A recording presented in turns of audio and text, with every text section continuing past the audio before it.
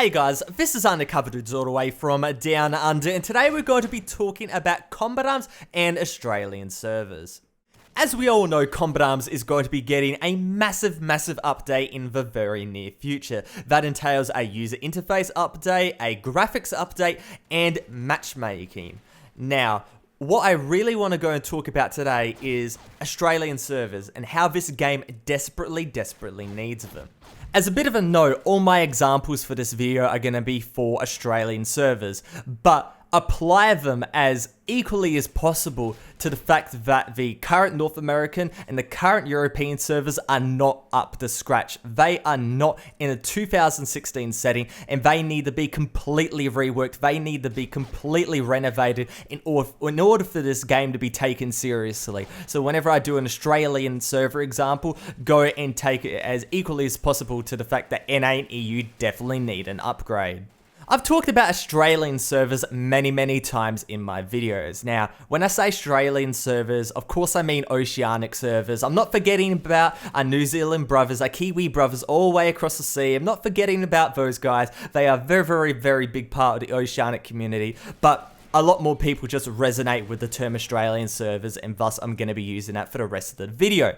But regardless, I've talked about Australian servers many times in my videos before. I tried to get a petition going in 2014. That fell completely flat. The reason why is because back in the day, free-to-play companies, when they were asked about Australian servers, about oceanic servers, they had a very we don't really need that demographic type attitude, especially Nexon back in the day, where you would talk about Australian servers. The game was so big back in the day. The North American and European bases just completely overwhelmed the rest of us. But saying that, oceanic community is still very big, but it wasn't a priority. They were already making too much money. There was no need to go and spend money when people were still playing the game even under these really unfortunate circumstances.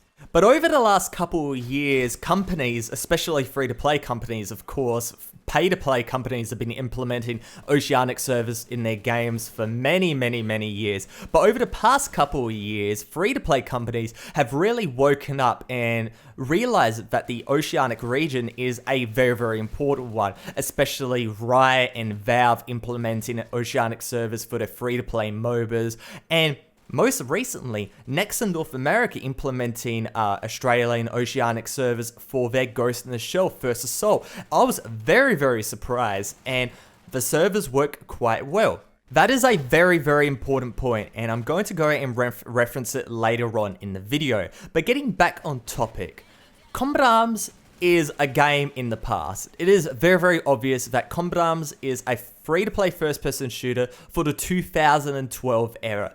Everything about this game screams 2012. The ridiculously expensive guns that you have to go and pay $25 a byte for permanent, the outdated UI, the outdated graphics, the outdated everything. The whole game is outdated when you compare it to 2016 shooters.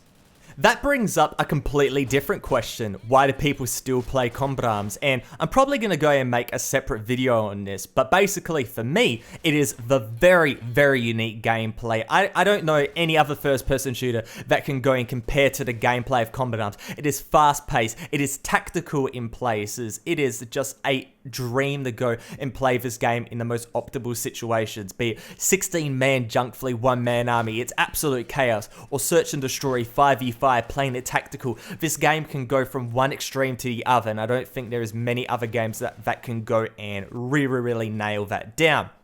And on top of that, the massive amount of guns, the modes, the maps, the community. The game is very unique, and I don't think you can go and say there is any other shooter like Combat Arms out right now. But as I said before, Combat Arms right now is a shooter that is still in 2012. Now, if Nexon decided to not go anywhere with this game, go and implement a map or two, go and implement a gun or two, but just keep it updated, but not really implement anything solid, I would be a-okay. I would be 100% a-okay if they didn't implement Australian servers. And the reason why, if they decided to keep this game in the 2012 period, then they are more than happy to go and keep it in a 2012 server mindset, which is basically service North America, service Europe, fuck everybody else. But saying that, Nexon Europe is dedicated. They are dedicated right now to the hashtag Make CA Great Again movement. They are updating the graphics, they are updating the user interface, and they are implementing matchmaking. Nexon Europe is trying to go and bring Combat Arms into the 2016 period. They're trying to go and make the in-game experience as good as possible in terms of the mechanics, in terms of the looks, in terms of how you can go and navigate through the menus and whatnot, how you can go and connect the games. But saying all of this, one of the most pivotal parts of a multiplayer experience, not just a multiplayer FPS experience, a multiplayer experience in general, is how you go and interact with other people. Is it laggy? Are you teleporting? All this comes down to lag. Now, back in the day, having bad servers was quite the norm. Was actually quite the norm in quite a lot of multiplayer games. But now it's 2016. If you're a company that wants to go and make a serious game, it is required to go and have good servers, and it's required to have servers in every major region. Now, Combat Arms saying that they have gone and serviced quite a lot of regions. We have got North America, we have got Europe, we have got Brazil, we have got Russia, we have got Korea. We've got quite a few regions already serviced for Combat Arms, but this is Combat Arms Global, and Combat Arms Global is not just North America and Europe. There is good old Oceania down the bottom right here. We're lumped together, and we're expected to go and play on the North American servers. Now, saying that, I am okay with playing on the North American servers because I've gone and played with on the North American servers for 5+ years, 5, 6, 7 years, whatever.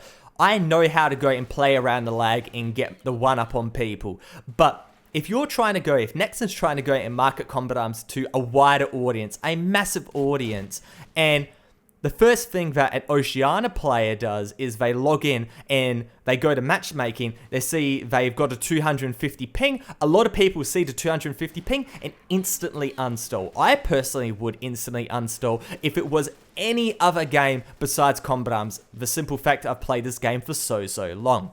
It is very easy to see that Nexon Europe, they are dedicated to Combat Arms right now. They went and pulled the plug on Combat Arms line of sight. They said, Black Spot, you're on your own. I'm really sorry. You're on your own, buddy. But we're putting all of our eggs in the Combat Arms basket. Now, there is many things wrong with Combat Arms right there. There's many things. And after the hashtag Make CA Great Again update, there will continue to be many things wrong with this game, like a lot of other first-person shooters. But the fact that I've played this game so long, I can look at it at such a critical eye, and I can pinpoint basically the most crucial issues that this game really needs to go and fix. But saying that, there is some issues that are more crucial than others. For example, the pay-to-win nature of Combat Arms has died down quite a lot, especially because people can go and hire an extended weapons in the shop.